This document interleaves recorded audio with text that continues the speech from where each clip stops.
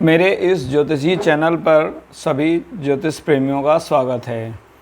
आज नवरात्रि के तीसरे दिन जो कि माँ चंद्रघंटा का दिन है, उसके उपलक्ष्य में मेरी यह आज तीसरी वीडियो है। मैं कोशिश कर रहा हूँ कि नवरात्रि के 9 दिनों में ज्योतिषीय पहलू से जीवन के मुख्य 9 पहलुओं पर ज्योतिषीय सिद्धांतों के आधार पर विवेचना दे सकूँ। तो आज का जो विषय मैंने लिया है वो माँ चंद्रघंटा के ही रूप से प्रेरित होकर है। जैसा कि पहला रूप आपने शैलपुत्री का लिया था जो बालिका रूप था, उसके बाद दूसरा ब्रह्मचारिणी रूप और आज चंद्रघंटा रूप। माता चंद्रघंटा को सुहागनों का रूपक बोला जाता है। ये स्त्री की वो अवस्था है जब वो विवाह के लिए या विवाह के रिश्ते में जाती है। ऐसे कब कहा जाता है कि जो माँ चंद्रघंटा का रूप है वो शिव से परिणय के बाद का रूप है। अब विवाह के लिए अगर हम बात करते हैं तो ज्योतिषीय दृष्टि से हम कुछ मूल सिद्धांतों को हर जगह पर या हर विश्लेषण में शामिल करते हैं। तो जो पहला सिद्धांत है वो तो ये सिद्धांत है कि लग्न कुंडली का विश्लेषण, जिस क्षेत्र के बारे में हम बात कर रहे हैं, जिस कारकत्व की बात कर रहे हैं, उस कारकत्व से संबंधित भाव, उससे संबंधित कारक और उस कारक का कुंडली में स्थिति, अगर हम एक शब्द में बोलें तो उसकी पोजीशन कहाँ है, उसका किसके साथ युति या कंजंक्शन है और उस पर किस ग्रह की दृष्टि है। दृष्टियों के लिए हम यहाँ पर 2 सिद्धांत का प्रयोग करेंगे, एक जैमिनी दृष्टि और एक ग्रह दृष्टि जो कि पराशर दृष्टि कहलाती है। जैमिनी ऋषि भी पराशर के ही शिष्य थे, जिन्होंने उसके अंदर जो गहनता थी उसको साधारण भाषा में जैमिनी सूत्र में दिया है। अब हम बात करते हैं कि हम कैसे देखें कि विवाह का सुख यानी तीजा सुख सुलक्षणा नारी, तो यानी नारी का मतलब यहाँ पर जीवन साथी से लीजिएगा।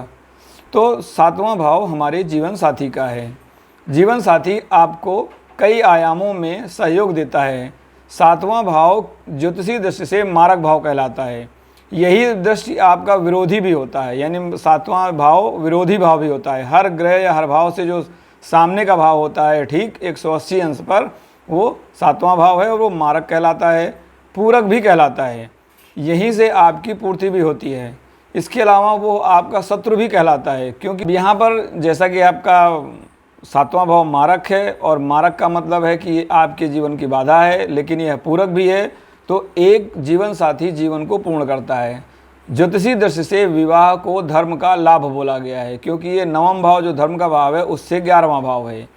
और ये मान्यता है कि हर एक व्यक्ति को जो उसके आश्रम होते हैं, यानी गृहस्थ आश्रम, वानप्रस्थ आश्रम, वृद्धाश्रम, ये जो आश्रम हमारे बांटे गए हैं, इनका भी एक महत्व है कि आपको अपने जीवन के सभी कर्मों से गुजरना चाहिए।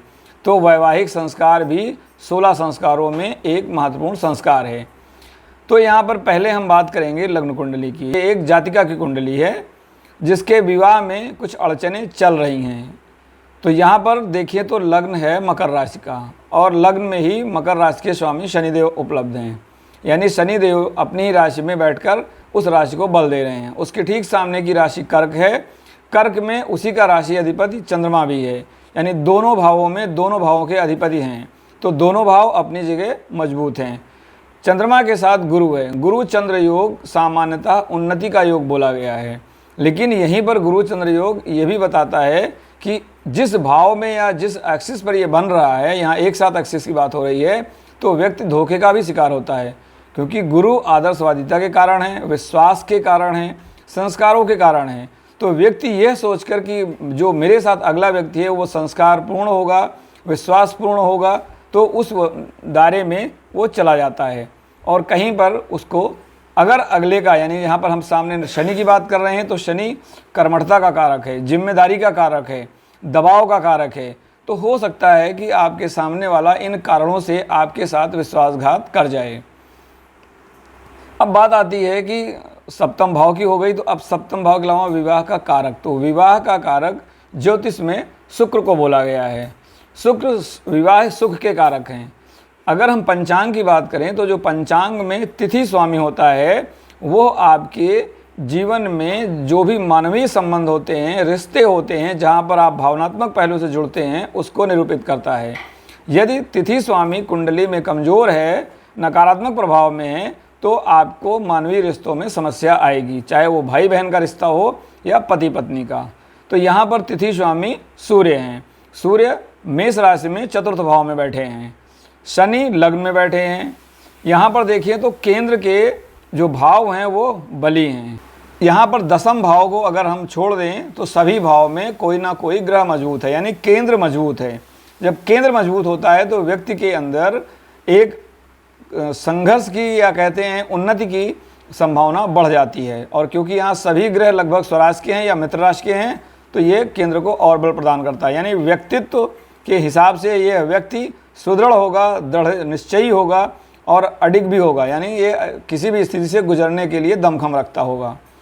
अब बात करते हैं विवाह के दूसरे कारक मंगल की। मंगल को नवयुवक का कारक बोला गया है। जब हम नई नई शादी की बात करते हैं तो स्त्री का जो पति होता है, संतान पैदा होने तक वो मंगल से निरूपित किया जाता है।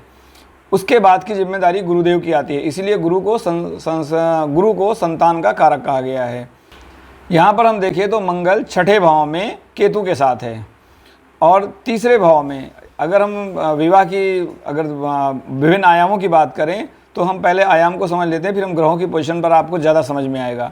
तो पहला भाव तो हो गया आपका निजी व्यक्तित्व लग्न कुंडली में। सातवां भाव हो गया आपका जीवन साथी के प्रति एटीट्यूड, यानी आप अपने जीवन साथी को कैसा समझते हैं, उसके बारे में क्या भावना रखते हैं। उसके बाद आता है दूसरा भाव, वो आपके संतान क्षमता का भाव है। ये आपके धन का, आय का भी भाव है, क्योंकि विवाह में धन संपदा भी ज़रूरी है, तभी विवाह में आसानी रहती है, क्योंकि बिना साधन के जीवन यापन भी मुश्किल है। तो ये आपके चल साधन का, चल साधनों के साथ ये चल साधन का, धन का मुख्य भाव है। तीसरा भाव होता है आपके जुनून का, आपकी उन चीज़ों का जहाँ पर आप मन से काम करते हैं।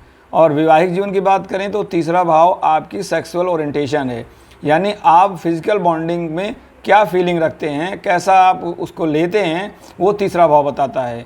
चौथा भाव होता है आपके घर का सुख शांति, यानी आप घर में आपको माहौल कैसा मिलेगा वो बताता है चौथा भाव।